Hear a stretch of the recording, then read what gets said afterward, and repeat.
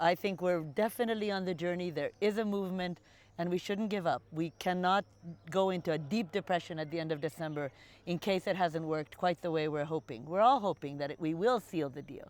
But if we don't, we're going to be sealing that deal as we go along very soon after that. And you, Akim, and others have to continue to beat the drum, and it's right for the IPCC to say go faster. Yes. We should have people really pushing to make sure that we go absolutely as quickly as possible. Ambition's important here. Dan, Julia, thank you very much. you. Well, there we have it, an assessment of the current state of play and also the prospects for sealing a deal in Copenhagen. As you have heard from both of them, it is looking really to our citizens and particularly to the youth. Much of what will happen in the next few months in our communities, in our enterprises, in our governments, in the public debate will ultimately determine whether in Copenhagen sealing the deal will actually be something that we can look back to in the history books as having happened. Thank you.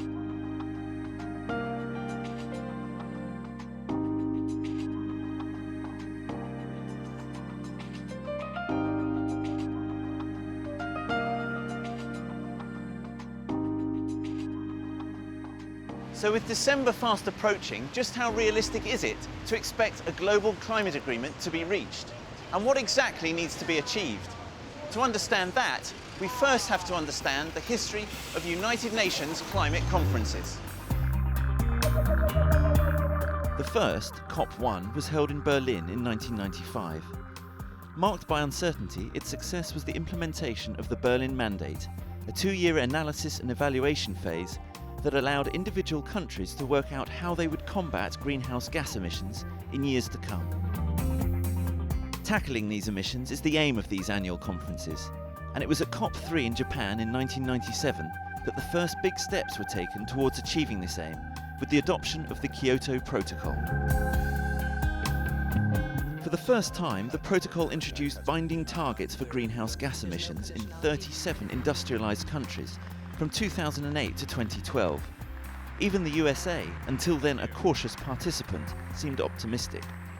After talking with our negotiators this morning, and after speaking on the telephone from here a short time ago with President Clinton, I am instructing our delegation right now to show increased negotiating flexibility.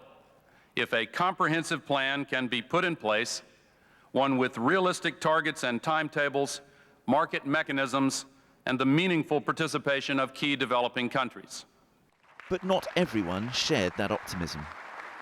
First, we all know that the overall cuts have to be significant. The time has come for 32 industrialized countries of the world to take the lead. The currently tabled overall emission reductions are simply too low when taken as a whole. A meaningful effort has to be made. Since 1997, implementing the protocol has not been plain sailing, with disagreements, fallouts, walkouts, and high emotions peppering the conferences from the very beginning. What I'm saying is that we need more hard-nosed economics and less soft-headed tree-hugging.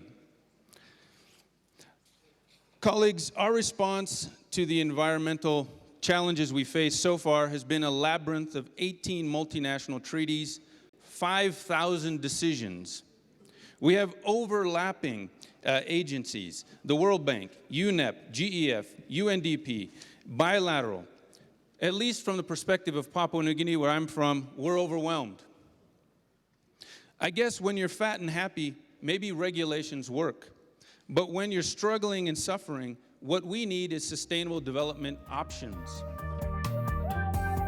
So what hope, if any, does Kevin Conrad have for COP15?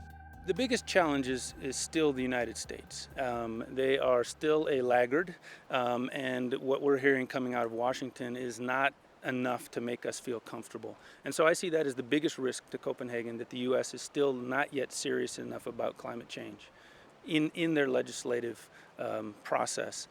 The other is just going to be the lack of trust between developing countries and Annex I countries, where developing countries feel Annex I countries have not fulfilled their existing obligations to help us develop in a sustainable way. So why should we believe them in the future?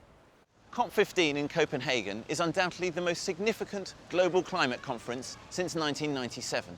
Countries, companies, NGOs and other global stakeholders will negotiate a new and more comprehensive agreement to supersede the Kyoto Protocol, one that will enable us to take climate action across the board.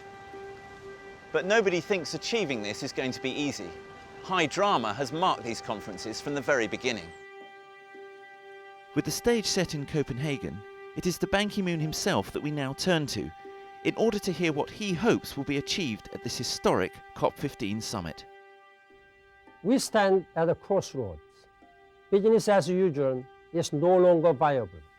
Our fossil fuel-driven economy is destroying our planet, draining our pocketbooks and undermining our security. Copenhagen offers an opportunity to chart a new sustainable path and retool our global economy, to invest in clean energy, to boost prosperity, to lift billions out of poverty. By sealing the deal in Copenhagen, we can provide a more livable planet for our children and generations to come. All countries have a responsibility to act. The Intergovernmental Panel on Climate Change says that to keep the global temperature increase within 2 degrees centigrade, we need to cut emissions by 50% by the year 2050. To do that, industrialized countries should commit to reducing their emissions by at least 80% from 1990 levels by the year 2050.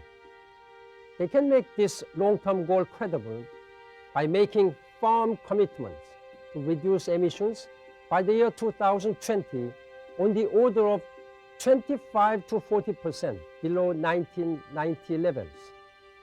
Developing countries, for their part, need to do more to limit the growth of their emissions and move toward a greater reliance on clean energy as soon as possible.